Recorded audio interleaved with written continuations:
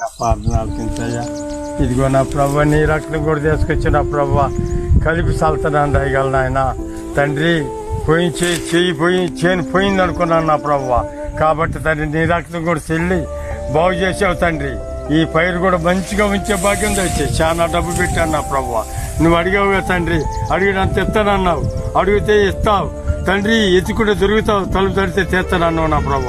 కాబట్టి తండ్రి చేను బాగుపడుచున్నా తండ్రి, బాకీలు పలయ్యో నా ప్రభు. ఇది బాకీ తీర్చే భాగ్యం తెచ్చాయి. ఒక తల్లి అయితే తండ్రి బాకీ ఉందన్నప్పుడు పాత్రలు తెచ్చుకోమన్నావు, పాత్రలు నింపావుగా తండ్రి నూనె. అలాగనే నా ప్రభు ఇది తండ్రి పాత్ర కింద లెగ్గట్టుకుని ఈ ఒక భూమిలో ఉన్న పంట నాకు ఇవ్వు తండ్రి. బాకీలు పాలయ్యండి నా ప్రభు.